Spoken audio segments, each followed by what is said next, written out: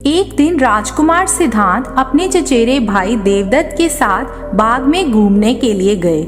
जहाँ सिद्धांत कोमल हृदय का बालक था, वहीं देवदत्त झगड़ालू व कठोर स्वभाव का था। सिद्धांत की सभी प्रशंसा करते थे, देवदत्त की प्रशंसा कोई नहीं करता था। इसीलिए देवदत्त मन ही मन सिद्धांत से जलता था।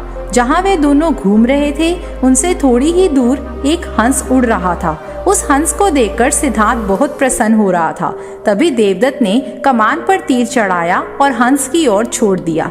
तीर सीधा जाकर हंस को लगा। वह घायल हो गया और झटपटाकर नीचे गिर गया। सिद्धांत ने दौड़कर उस घायल हंस को उठाया। उसने हंस के घायल शरीर से बह रहे लहू को साफ किया और उसे पानी पिलाया। तभी देवदत्त वहां आ पहुंचा। उसने क्रोध से सिद्धांत की ओर देखा और बोला, इस हंस को चुपचाप मुझे दे दो। सिद्धांत, इसे मैंने अपने तीर मारकर नीचे गिराया है।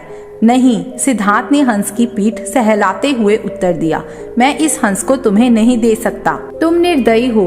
तुमने इस निर्दोष हंस पर तीर चलाया है। यदि मैं इसे ना बचाता तो इस बेचारे की जान चली जाती। देखो सिद्धांत, देवदत्त उसे घूरकर बोला, ये हंस मेरा है। इसे मैंने तीर मारकर नीचे गिराया है। इसे चुपचाप मुझे दे दो। यदि नहीं दोगे तो मैं राज दरबार में जाकर तुम्हारी शिकायत करूंगा। सिद्धांत ने उसे हंस देने से साफ साफ मना कर दिया।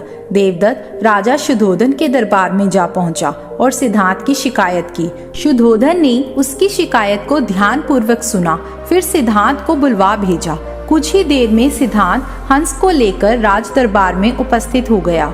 राज दरबार के ऊंचे सिंहासन पर राजा शुद्धोधन बैठे थे। आसपास के नीचे आसनों पर राजमंत्री तथा अन्य पदाधिकारी बैठे थे।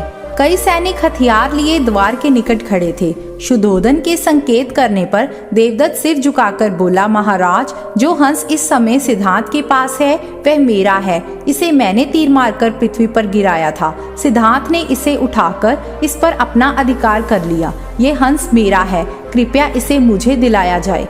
राजा शुद्धोधन ने सिद्धांत की ओर देखा और बोलने की ओर संकेत दिया। सिद्धांत ने सिर झुकाकर शांत स्वर में कहा, महाराज, यह हंस निर्दोष है। यह बिना किसी को कोई कष्ट दिए उड़ा जा रहा था। देवदत्त ने इसे तीर मारकर घायल कर दिया।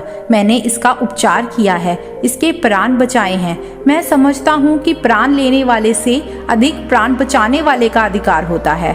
मैं आपसे प्रार्थना करता हूँ, यह हंस मेरे पास ही रहने दे दिया जाए। मैं इसे बिल्कुल स्वस्थ करके आकाश में उड़ा देना चाहता हूँ। शुद्धोधन ने अपने सभासदों से विचार विमर्श किया। वे सभी एक स्वर में बोले, महाराज, राजकुमार सिद्धांत का कहना बिल्कुल ठीक है। जीवन लेने वाले से बचाने वाले का अधिक अधिकार होता है।